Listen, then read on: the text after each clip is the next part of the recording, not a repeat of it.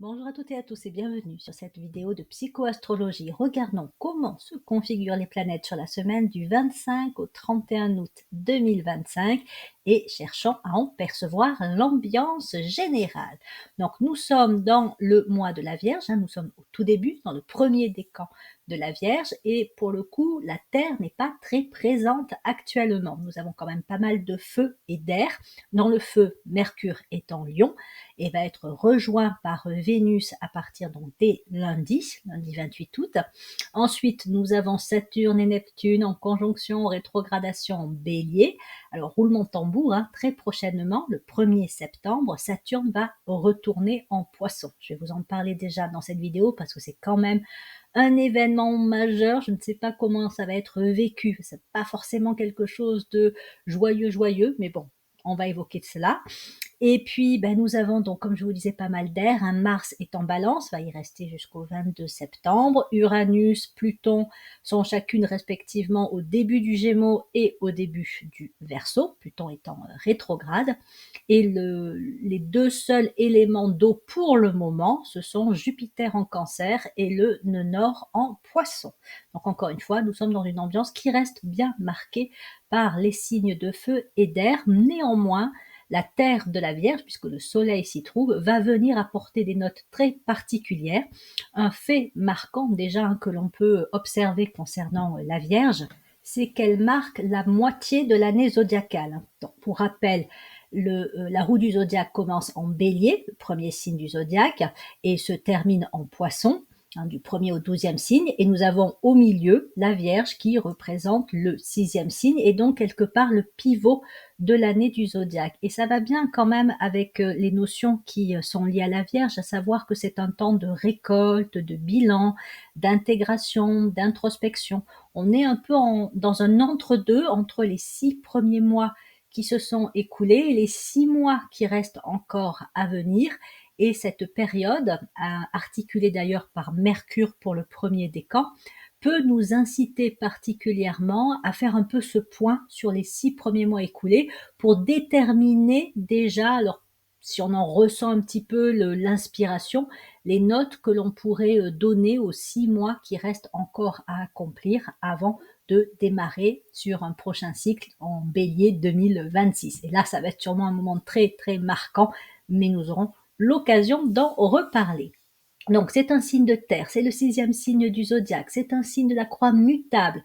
Donc, le bilan des 6 premiers mois et aussi une récolte qui peut être faite pendant cette période-là. C'est là aussi très symbolique de la Vierge. C'est un signe qui amorce le changement entre l'été et le passage à l'automne. Et donc, effectivement, il y a cette notion de récolte qui fait partie de ce signe de terre. C'est un signe d'analyse, d'introspection. Elle nous incite à rentrer dans une forme d'intériorité, à nous poser, mais aussi quelque part à rentrer en fécondation. Il y a 2 signes qui sont quand même des grands signes de gestation dans le zodiaque. C'est le Cancer, qui est un signe d'eau, et c'est la Vierge, qui est un signe de terre et qui représente aussi le féminin divin, le féminin spirituel. C'est une profonde énergie féminine. Et donc, il y a aussi cette notion que même si on n'a pas tout à fait conscience, avec les 6 mois de l'année zodiacale qui se sont écoulés, nous rentrons aussi dans une période quelque part de gestation. C'est la gestation de la Terre qui se fait, on va dire, un peu de manière cachée, souterraine. Donc, au départ, on n'est pas forcément très conscient qu'il se passe des choses en nous, mais on va peut-être sentir quand même comme un peu des tiraillements, des tendances qui cherchent à émerger, mais qu'il va falloir prendre le temps d'identifier. C'est comme pour une femme quand elle est enceinte sur les premières semaines, les tout débuts, mais qu'elle n'en est pas encore tout à fait consciente, qu'elle n'a pas encore réalisé qu'elle était enceinte, mais qu'elle commence à sentir qu'il y a quelque chose là d'un petit peu différent en elle, et que même sur le plan de la conscience, elle a peut-être des envies qui changent, des idées différentes de celles qu'elle avait avant. Donc voilà, c'est ça qui est intéressant d'observer, d'autant plus que Mercure, qui gouverne ce premier décan, est une planète de connexion, de communication, de discernement. Donc il s'agit déjà de se mettre un petit peu à l'écoute de ce qui, là, est en train, petit à petit, de, si je puis dire, grandir, oui, de se développer sur le plan de la conscience.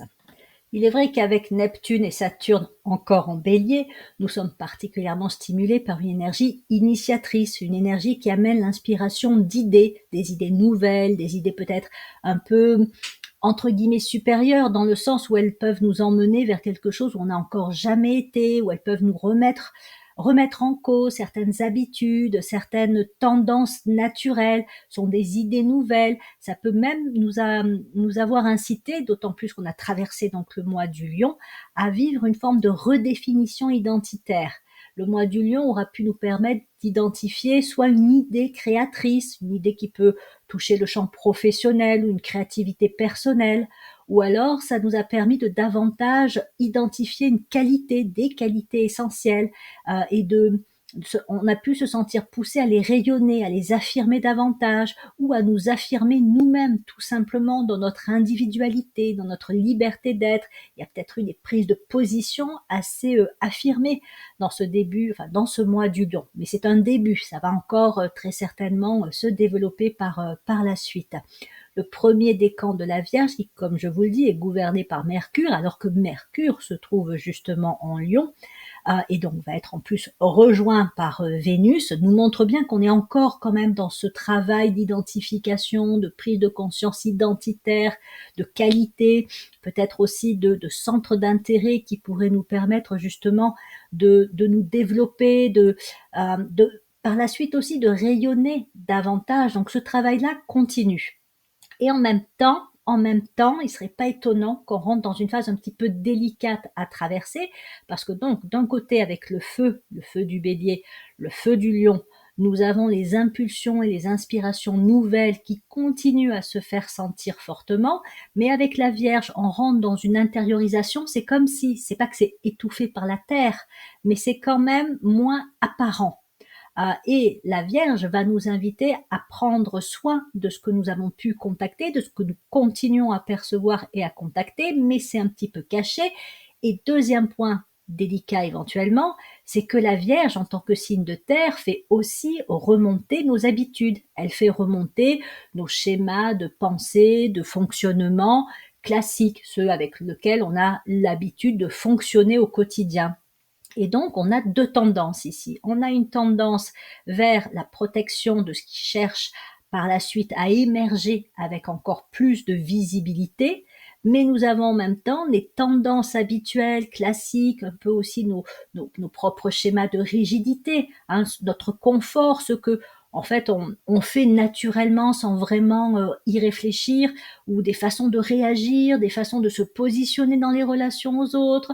Enfin, bref, toutes nos habitudes, là, vont peut-être revenir sur le devant de la scène avec la Vierge. C'est quand même un peu un signe de routine, hein, la Vierge. Donc, ce sont aussi nos routines qui peuvent être stimulées et qui peuvent quelque part aussi s'opposer ou en tout cas provoquer un tiraillement entre l'émergence de la nouveauté et ben, voilà, hein, ces habitudes, oui, un peu ces schémas de répétition qui vont quelque part avec les signes de terre. Hein. Je ne sais pas si vous avez vous-même pas mal de terre dans votre thème, ou si vous connaissez des personnes qui sont du signe de la terre, mais on peut les repérer parfois quand de manière excessive, ou quand ça va pas toujours bien dans leur vie. On les entend un peu répéter les mêmes choses, les mêmes rengaines, les mêmes expressions. Voilà, on les voit dans leurs habitudes. C'est quelque chose qui les rassure, c'est quelque chose qui amène, c'est vrai, un certain confort, mais qui peut aussi, à un moment donné, devenir un peu comme une prison. C'est quelque chose de cristallisé, ça ronronne. La conscience, elle est comme bloquée, enfermée dans ses habitudes. Alors, évidemment, hein, tous les signes de terre ne sont pas comme cela, puisque ça dépend aussi de l'histoire de chacun, de la conscience et puis de l'ensemble, hein, des configurations astrologiques. Mais si vous entendez quelqu'un qui a tendance pas mal à, encore une fois, être dans la répétition, c'est à se demander s'il n'y a pas quelque chose au niveau de la Terre qui est peut-être un peu trop excessif, ou alors s'il n'est tout simplement pas dans une période un petit peu délicate et il se rassure avec ses routines. Donc ce sont les mécanismes de fonctionnement que nous connaissons bien qui vont remonter. Or, depuis le début quand même de cette année zodiacale, Bélier 2025, d'autant plus depuis que Saturne et Neptune sont entrés en Bélier, nous avons, sans forcément nous en être rendu compte, été stimulés un peu à nous redéfinir, à nous réinventer, à laisser émerger de nouvelles idées et possibilités. Donc dans ce mois de la Vierge, on pourrait vivre ces tiraillements, mais on pourrait aussi être invité à prendre davantage soin à la façon un peu d'un cocon, d'un d'un ventre maternel pour s'occuper de ces tendances émergentes. Donc ça va être une question de choix, ça va être une question de positionnement. Je pense que sur le mois de la Vierge et sur le mois de la Balance, d'autant plus que Mars se trouve également en Balance, nous allons être un petit peu comme testés pour savoir si nous retombons dans nos anciens mécanismes de fonctionnement, un peu comme si on revenait en arrière ou qu'on préférait rester dans dans ce qui nous rassure, dans ce qui est connu, ou alors si nous allons faire le choix de effectivement oser la nouveauté, oser initier. Nous allons être pendant ces 2 mois dans une période d'entre-deux. Il me semble, après je vous invite vraiment à regarder ce qui se passe en vous et dans votre vie pour voir si effectivement ça va être ça pour vous. Je dis 2 mois parce que la Vierge est un signe donc d'intégration, d'assimilation, de digestion. Elle est vraiment physiquement reliée aux intestins et à tout le système digestif. Donc là, elle nous parle aussi d'une digestion par rapport à des idées, des inspirations, comme je disais, des qualités émergentes. Et la Balance, parce que la Balance, c'est aussi un signe qui va continuer tout ce travail de récolte, de bilan, et qui va être aussi un signe de choix, c'est un signe de choix, de prise de décision. Donc là, avec Mars en Balance, on peut être déjà un peu testé sur certains choix, sur la façon dont on déjà se positionne dans les relations, dont on est dans notre authenticité d'être, dans notre alignement. Mais ça me paraît être un programme qui va nous suivre là sur les 2 mois à venir, avec à chaque fois à observer la planète du décan en question, puisque cette planète va apporter aussi certaines colorations particulières. Donc là, Mercure, dans le premier décan de la Vierge, nous invite à être vraiment dans ce discernement introspectif, de faire ce bilan sur les 6 premiers mois écoulés, d'être bien centré à l'écoute toujours des inspirations du lion, puisque donc Mercure est en lion, Vénus va l'y rejoindre. Donc on est encore dans cette période où c'est comment dire, il y a cette connexion encore bien forte avec des potentialités, des impulsions qui viennent, on va dire, d'un plan un peu plus haut ou qui amènent une nouveauté. Vierge, Balance, on va continuer ce travail-là. On va le colorer par les différentes aussi, donc planètes du décan. Et le Scorpion, qui est un signe d'eau et donc un signe qui évoque aussi un processus de mort-renaissance, pourra vraiment être une période de, comment dire, d'intensification des tests, mais aussi entre guillemets un peu d'accouchement. Ça peut être le moment où déjà il va y avoir une impulsion ou une prise de décision actée. Je dis pas que tout va changer pendant le mois du Scorpion, mais s'il y a une clarification des décisions et une affirmation d'aller dans telle direction, mais dans le Scorpion, on va nous dire un peu, entre guillemets, c'est l'âme, c'est l'univers, c'est ce que vous voulez, va nous dire, ok, t'es sûr que c'est cette note-là que tu tiens, t'es sûr que tu vas aller vers ça. Donc on t'amène un petit peu des tests pour voir si vraiment voilà, tu maintiens ta position. Et puis si tu la maintiens, ok, c'est bon, on va partir là-dessus. Voilà. Et après, ça va se prolonger dans les mois à venir. Il est possible aussi que ça se ralentisse un petit peu. Je vais vous expliquer ça brièvement, puisque j'en parlerai dans d'autres vidéos, mais avec le retour de Saturne d'abord et ensuite Neptune en Poisson, on va replonger dans une ambiance très haut, et donc dans une ambiance aussi qui va nous inciter à voir ce qui peut encore bloquer, ce qui est toujours un petit peu lourd là, qui peut encore bloquer par rapport à ces impulsions très novatrices de Saturne et Neptune en Bélier, puisque elles vont y retourner. Ça sera pour eux début 2026. Donc bref, on rentre sur une période de bilan. Et nous sommes dans une période qui favorise encore la clarté mentale, parce que quand même Vénus et Mercure en Lion, on est sur une pensée éclairée avec ces configurations. Donc, faut vraiment profiter de cette ambiance encore très lumineuse, hein. Donc, les idées pourraient encore arriver ou pourraient se préciser ou s'intensifier, hein, telle idée dont on se disait non mais est-ce que c'est vraiment ça? Est-ce que je ferais bien de là? Peut-être que pendant la semaine, ça va prendre enfin, j'allais dire une vibration peut-être encore plus forte. Donc, on est dans une semaine où la clarté mentale, l'inspiration créatrice est rayonnante, le contact avec notre identité supérieure, la conscience de nos qualités intérieures est vraiment reste accrue. Et donc, il peut être profitable d'utiliser l'énergie introspective et de bilan de la Vierge pour synthétiser, poser clairement ce que nous avons pu déjà percevoir, capter de nouveau, d'inspirant, parfois peut-être même un peu de dérangeant, puisqu'encore une fois, ça va nous amener très certainement à bouger par rapport à nos habitudes. Donc, qu'est-ce qui, depuis le printemps et très certainement pendant la période du mois du Lion, est venu nous titiller? Et qu'est-ce que ça a pu aussi déclencher en termes de déjà un comportement, choix qui pourrait être prolongé, voire s'intensifier dans les semaines, mois à venir. Parce que encore une fois, je veux quand même faire un teaser sur la semaine prochaine, mais Saturne va donc retourner en Poisson le 1er septembre, ce qui veut dire que avec le nœud nord qui s'y trouve déjà, nous allons avoir à nouveau très certainement une forme de résurgence du passé, c'est-à-dire que le Poisson, c'est quand même, puisque c'est le dernier signe du zodiaque, hein, un signe de conclusion, un signe de fin, un signe qui nous demande à nous libérer, à nous détacher, à dissoudre les attachements passés, qui nous demande de ne garder que le meilleur pour pouvoir initier un nouveau cycle sur les meilleures bases possibles. Donc c'est un signe de tri, hein. C'est le signe complémentaire opposé de la Vierge. C'est tous deux font travailler le tri, pas de la même façon. On a le tri de la Vierge qui est très concret, en façon signe de terre, très, on va dire même formel, hein. C'est le classement des affaires, des papiers, le rangement de la maison, du bureau, ce qu'on veut. Le Poisson, c'est le rangement c'est des liens d'attachement, c'est des émotions, comment on peut évacuer les émotions enfouies, tout ce qui a été un peu, on va dire, de l'ordre oui, d'émotions douloureuses, ou alors les liens d'attachement que l'on garde, mais ils sont encombrants, ils sont gênants, hein. C'est comme quand on n'arrive pas à laisser aller un ex, quoi. On s'est séparés, mais on pense toujours à lui.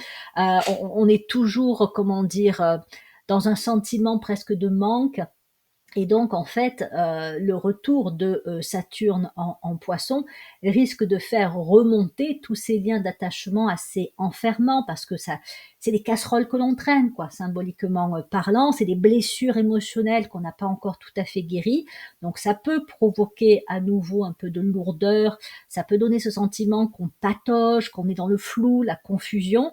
C'est pour ça qu'il faut profiter de cette période où on est encore dans une clarté mentale, pour vraiment faire ce bilan-là de ce que l'on a pu percevoir comme inspiration. Je dis pas que ça va pas continuer, puisque quand même, hein, Vénus va rester un petit peu en bélier, mais ça va être quand même moins clair avec le retour de Saturne en Poisson. Il est possible aussi que du coup, Vénus en Lion et Saturne en Poisson, avec le nœud nord également en Poisson, les idées qu'on va avoir, ça va être plus des idées pour justement travailler sur la libération, travailler sur le détachement.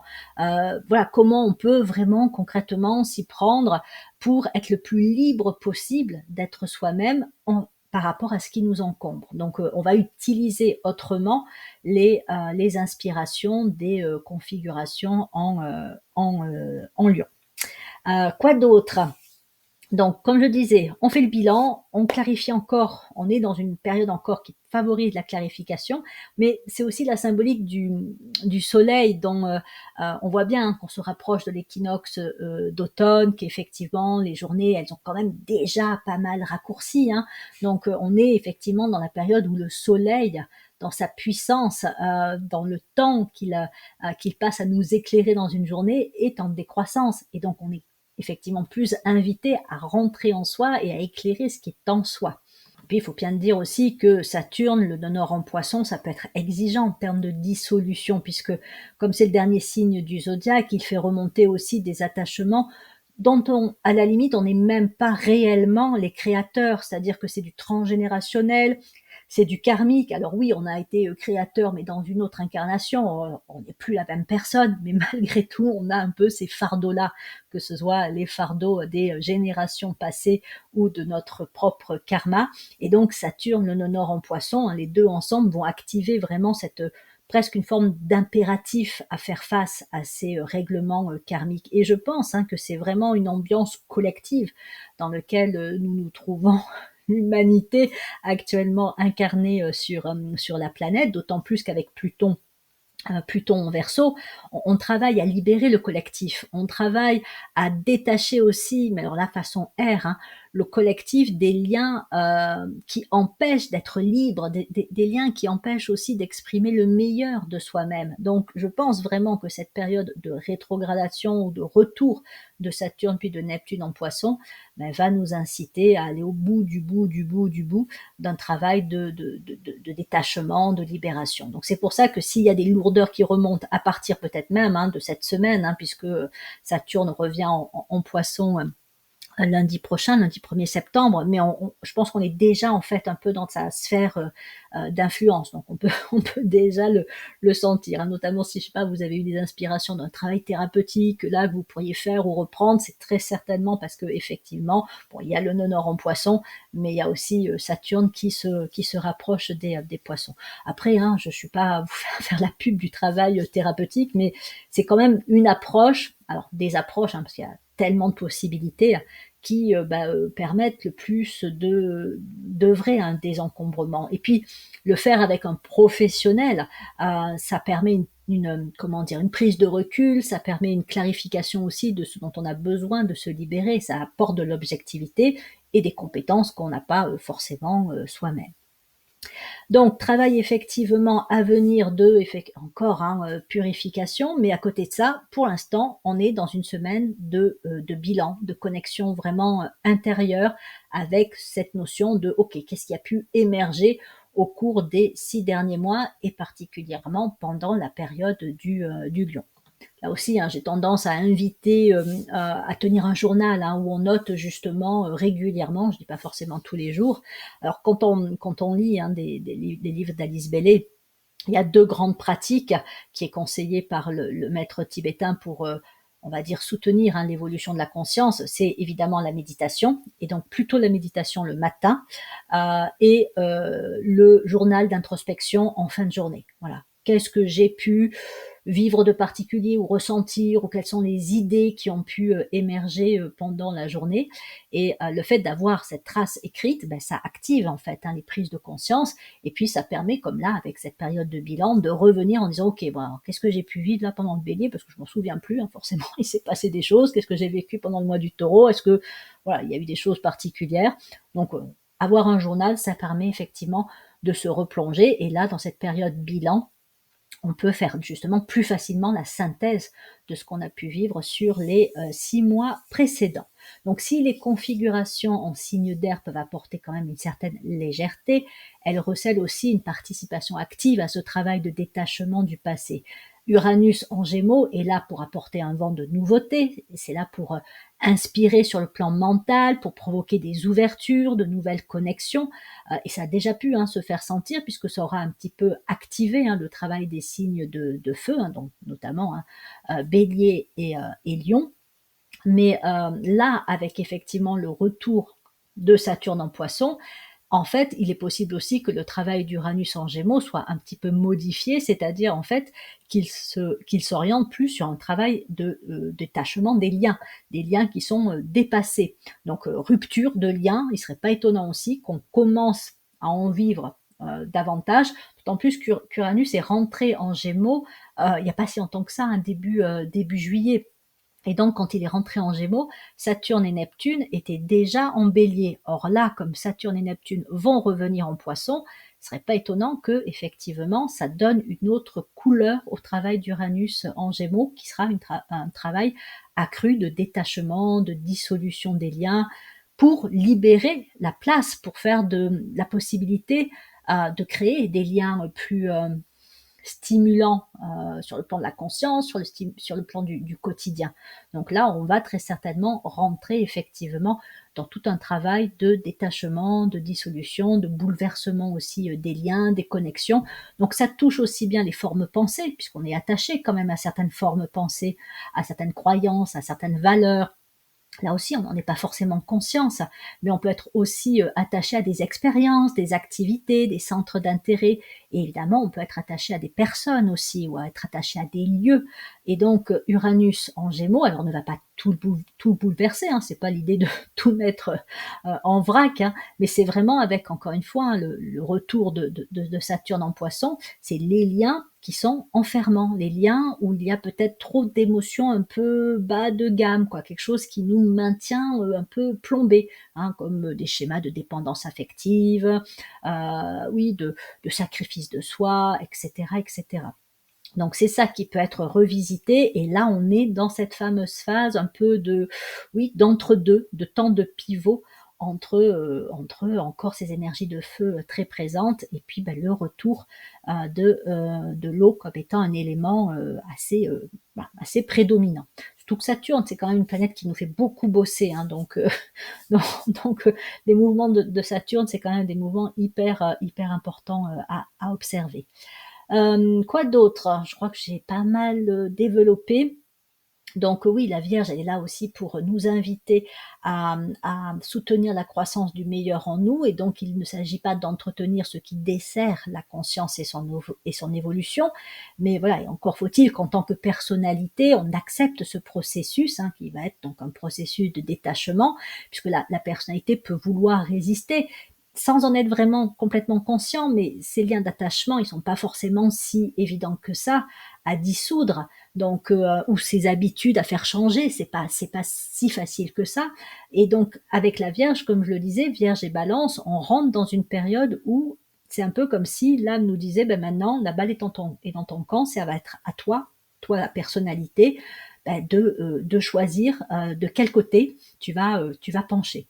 Donc Mars en Balance va nous servir aussi un peu de guide, hein, parce que ça nous permet de nous connecter de façon plus accrue à la justesse. Qu'est-ce qui résonne de manière juste en nous? Et chez la Balance, il y a quelque chose qu'on peut trouver aussi chez la Vierge, hein, de très objectif, de très impartial, de très neutre. C'est cette justice rendue sans, sans que le pathos ne vienne tout parasiter. Donc, c'est pas forcément quelque chose qui se fait facilement, mais il y a des moments où on peut avoir une espèce de clarté mentale où on sait. On sait que voilà, c'est ça la bonne réponse, c'est ça la posture adoptée, c'est ça la parole à prononcer, et c'est ça auquel il va falloir peut-être renoncer. Donc tout ça va être particulièrement accru là, dès lundi, et donc même dès maintenant, puisque on est déjà, hein, dans le premier décan de la Vierge. Et donc, ça va être peut-être des choix de raison bien plus que des choix émotionnels que ces configurations vont nous solliciter à faire. Hein, comme je disais, hein, la balance demande de faire preuve d'objectivité, d'impartialité, c'est ce qu'elle apporte. Le verdict, quelque part, a déjà été rendu par l'âme. Maintenant, c'est à la personnalité de choisir si elle accepte quelque part ce verdict de l'âme, ou si elle préfère, comme je disais, rejouer les schémas, les scénarios qu'elle connaît bien, rester attachée aux histoires et aux émotions, pas toujours faciles, mais qui sont connues.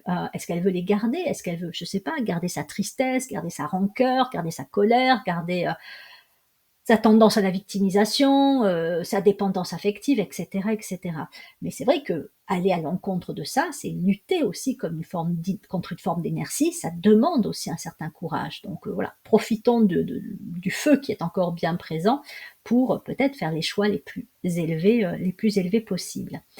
Donc Pluton rétrograde en Verseau participe à un certain détachement émotionnel, c'est assez aidant, même si ça peut être aussi un petit peu, bon là, ça nous montre aussi, hein, nos attachements, mais ça nous aide à nous détacher, ça amène un vent de liberté, de libération, là encore, hein, que ce soit sur le plan individuel, mais peut-être même surtout sur un plan collectif. Et toutes ces configurations, en fait, travaillent aussi en souterrain avec la Vierge pour préparer très certainement de profondes transformations qui, à mon avis, s'enclencheront plutôt à partir du printemps 2026. Quand je dis s'enclencheront, c'est qu'en fait, elles s'enclenchent déjà là maintenant, mais elles s'enclenchent de manière intériorisée, sur le plan de la conscience, sur le plan des choix que la personnalité peut faire. L'action concrète et, on va dire, extériorisée, les grands mouvements qui pourraient avoir lieu, dans nos vies, comme dans le plan collectif sociétal, à mon avis, il faudra attendre évidemment que Saturne, Neptune reviennent en poisson, pardon, en bélier et quitter le poisson. Et ça, ce sera pour eux alors je crois que pour Saturne, c'est le 14 février qu'elle reviendra en bélier, et Neptune, ce sera quelques temps après, donc on sera sur le printemps 2026.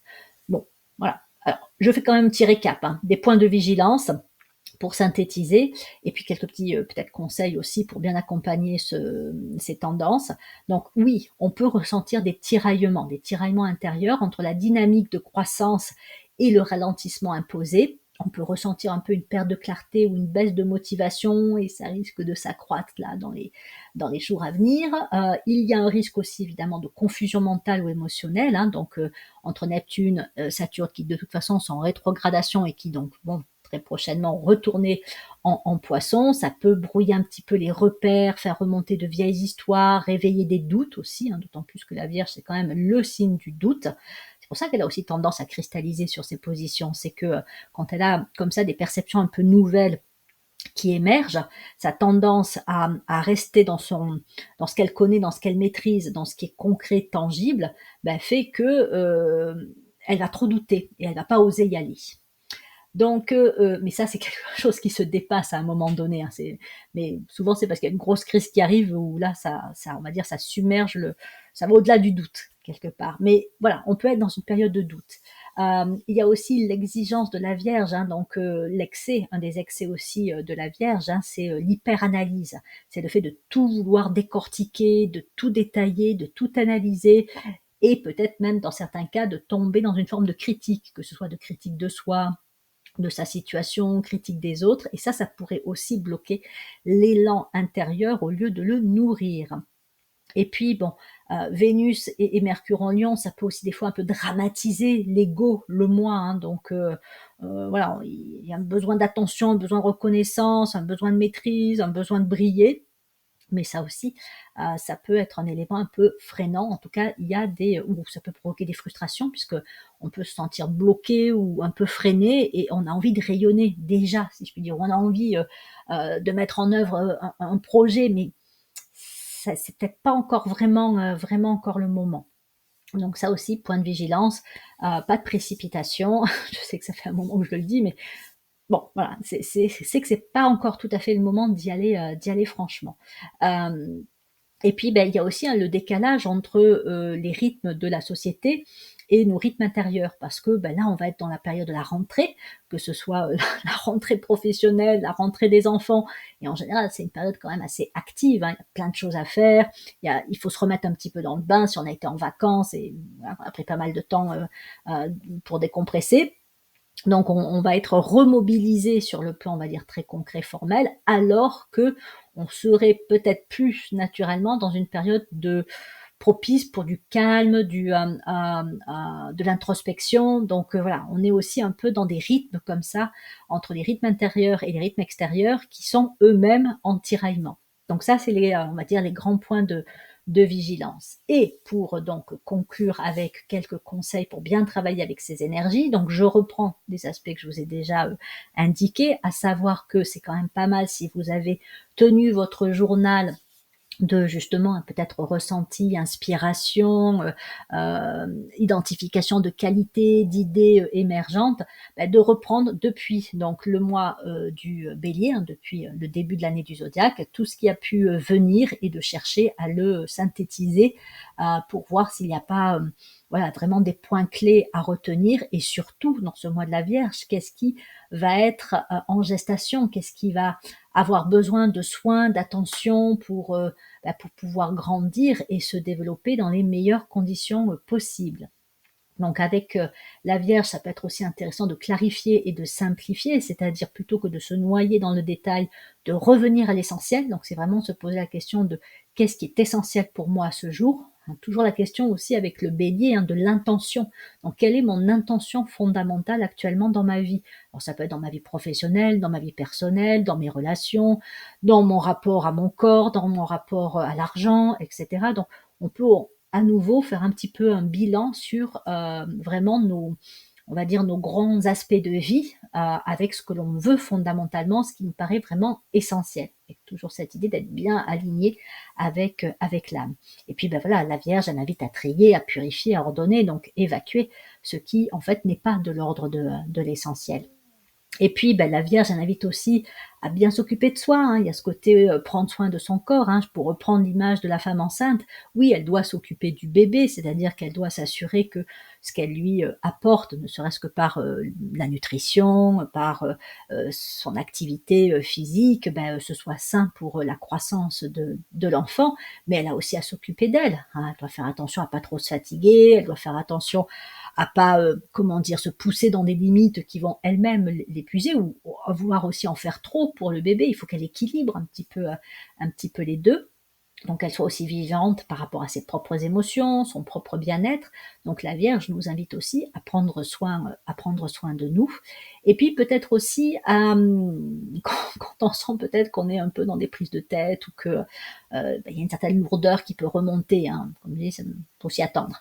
À se centrer sur des activités un peu manuelles, créatives, simples.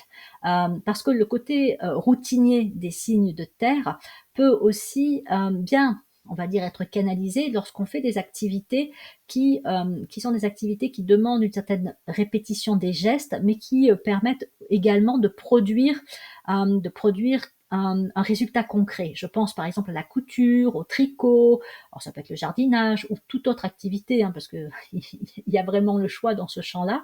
Et donc le fait d'avoir des activités comme ça, qui sont des activités qui peuvent être à la fois relaxantes et très concrètes aussi, ça peut aider des fois à calmer l'agitation du mental ou l'hyperactivité que l'on peut avoir. Sinon, on risque après peut-être des troubles du sommeil ou autre. Et puis en plus, ça permet aussi de ne pas couper l'élan créatif. C'est-à-dire que même si ça paraît un peu simple, une activité manuelle, alors c'est pas si simple que ça, il y en a qui sont quand même d'une certaine complexité, c'est aussi quelque chose de créatif et donc on est toujours dans cette dynamique très marquée par Vénus, Mercure en Lion, où on est dans un élan de créer et que si c'est pas encore le grand projet qui va pouvoir être initié, ça permet de garder aussi cet élan créatif. Voilà, activité manuelle, mais ça peut être aussi la décoration de la maison. Enfin, il y a plein de possibilités. Du moment que ça reste créatif et que ça permet aussi de concrétiser, de matérialiser. Et puis, il y a cette notion aussi, autant que possible, d'accueillir le ralentissement et de voir donc dans les mouvements rétrogrades de Saturne et Neptune, non pas un frein, mais une invitation à revenir sur certains points, à vraiment aller au bout, comme je disais, le bout du bout d'un travail d'épuration, de libération, et puis voilà, pour consolider aussi les fondations avant de bâtir quelque chose de nouveau, d'initier vraiment dans l'élan dynamique de Saturne et Neptune en bélier. Ça, ce sera pour 2026. Et puis, la Vierge nous invite aussi à bien nous ancrer, c'est un signe de terre, nous ancrer, mais dans le quotidien. Elle nous rappelle que les petites actions, les gestes simples, les gestes aussi dans lesquels on met de la conscience, sont une véritable voie de spiritualisation de la matière. C'est-à-dire qu'en fait, c'est le travail, le travail fondamental, on va dire essentiel de la Vierge, c'est celui qui consiste à mettre l'amour dans la matière, la lumière dans la matière. Et donc, ça peut aussi commencer par le fait d'être vraiment présent dans ce que l'on fait. Même si ça paraît anodin, comme de faire le ménage, comme de ranger des objets, de se préparer pour aller à un rendez-vous, c'est de le faire en conscience et de le faire avec cette énergie d'amour, si on peut la mettre dans ce que l'on fait, ou de reconnaissance ou de gratitude, envers même ne serait-ce que le fait d'avoir tel objet dans la maison ou le fait d'avoir la possibilité effectivement de faire sa vaisselle, de faire vraiment ça veut dire qu'on a quand même acquis, certaines possessions et qu'on est dans un environnement qui nous permet de réaliser, cela, ce qui n'est pas le cas, partout dans le monde, hein. De le réaliser dans les meilleures conditions, on n'est pas menacé et cetera. Donc ça, on peut aussi exprimer de la gratitude par rapport à ces petites choses du quotidien. Et puis on peut commencer déjà à anticiper un peu, tout doucement quand même, mais l'arrivée de l'automne, hein. Il y a des personnes qui sont, peut-être plus fans que d'autres de cette saison-là et qui ont leur objet de décoration, leur, peut-être même, on va dire, leur, je sais pas, ça peut être le plaid que l'on sort pour l'automne, la tasse qui va bien, le mug qui va bien pour boire son thé, son café pendant, au moment de l'automne, etc. Donc, on peut déjà commencer à dire, ok, bon, on arrive sur cette saison-là, on va peut-être commencer à préparer un petit peu la déco spécifique pour l'automne. Ça aussi, hein, ça fait partie des plaisirs simples de la vie, mais qui nous mettent bien en phase avec les rythmes aussi des saisons. Et puis, rester à l'écoute, hein, du passé qui ressurgit et qui ne va pas manquer de ressurgir, et de le voir comme une opportunité de libération et de guérison. Il ne s'agit pas de se juger, hein, surtout pas se dire ah ben j'en suis encore là, ou je vis encore ça, ou il se passe encore ça. Non, c'est plutôt de se mettre dans les meilleures dispositions pour opérer un travail de transmutation. Comme je vous le disais, je pense que le mois du Scorpion va être particulièrement important cette année, mais que ça se joue dès maintenant, avec toute cette phase de bilan, d'intégration, de digestion et de positionnement, de choix intérieur que l'on fait là, que l'on va faire durant les mois de la Vierge et de la Balance. Donc voilà. Bon ça y est, j'en ai terminé. Donc en résumé, c'est une semaine qui représente un temps de bascule, un temps où le discernement est vraiment mis en avant. On est entre la récolte, c'est-à-dire la fin d'un cycle, et la croissance intérieure, c'est-à-dire la mise en lumière de ceux qui cherchent à grandir pour pouvoir par la suite s'exprimer pleinement, hein, une fois la naissance actée. Donc il s'agit d'accueillir ce ralentissement comme un allié et de donner toute notre attention à ce qui en nous et autour de nous a besoin de soins pour croître. Voilà, il ne me reste plus qu'à vous remercier de votre présence sur ma chaîne YouTube et à vous dire à lundi, en tout cas dès lundi, seront aussi disponibles l'interprétation de 3 degrés Sabian en Vierge. Donc ça, à partir de lundi 8h du matin, la vidéo sera mise en ligne et ça pourra aussi apporter d'autres informations ou des précisions par rapport à tout ce qui a pu être évoqué dans cette vidéo. Je vous souhaite donc une très bonne semaine et vous dis à bientôt pour de prochaines vidéos de psychoastrologie.